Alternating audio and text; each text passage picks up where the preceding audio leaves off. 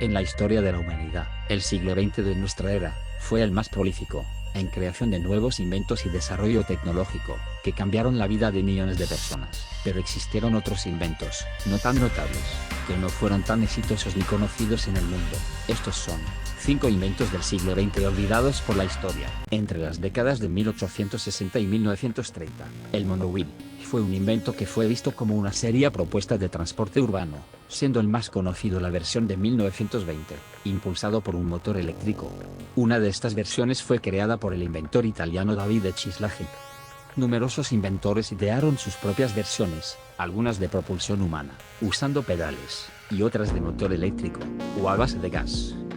El principio básico de este vehículo radica en que el conductor se sienta dentro de un anillo interior más pequeño, que presiona contra la rueda exterior principal, permitiendo que el vehículo ruede hacia adelante, mientras el conductor permanece nivelado.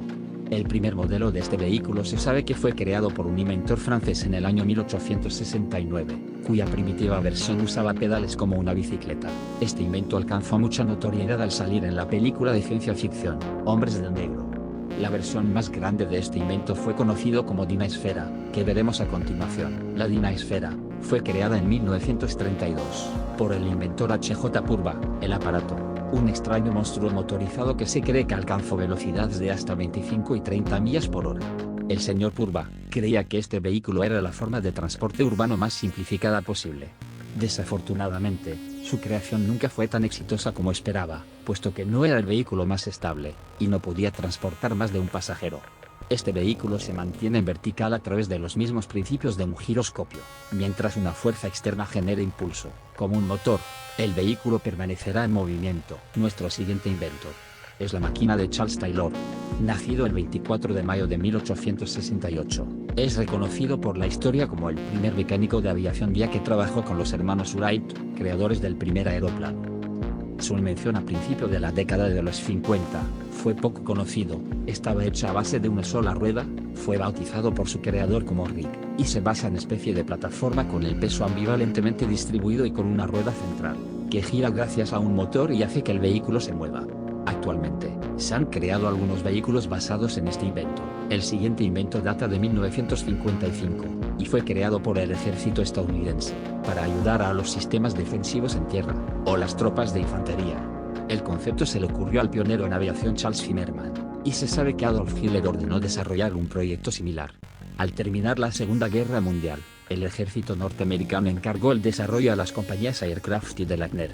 En 1953, se crearon 2 modelos de prueba, que usaban motores de 44 caballos de fuerza, para ejercer una mayor fuerza de elevación. Esta forma de elevación era mayor que el borde bateado, y para cambiar de dirección solo era necesario que el piloto se moviera ligeramente en la dirección deseada, moviendo el centro de masa común del sistema. Finalmente, el programa se cerró después que los militares decidieron que la idea de mover a los combatientes por el aire en condiciones de avanzada era poco práctica.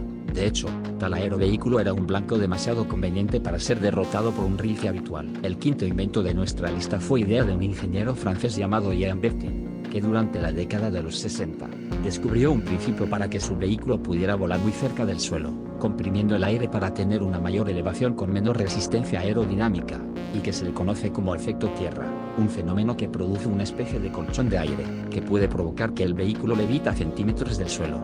Este innovador tren volador se desplazaba sobre una vía de hormigón, sobre el que levitaba gracias al colchón de aire generado por el efecto tierra.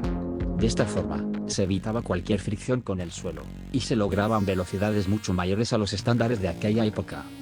A través de los años, Bertin fue desarrollando diferentes prototipos, cada vez más grandes, hasta que logró construir un modelo de 22 metros de largo con capacidad para 80 personas. Para probarlo, fue necesario levantar un recorrido de prueba de 7 kilómetros de largo, al que después le siguió otro de 18 kilómetros. La idea de Bertin era conectar diferentes ciudades a través de una red de monorieles para el aerotren, pero lamentablemente en 1974, sus planes no prosperaron porque el gobierno francés dejó de apoyar el proyecto. Estás en Red Misterio TV.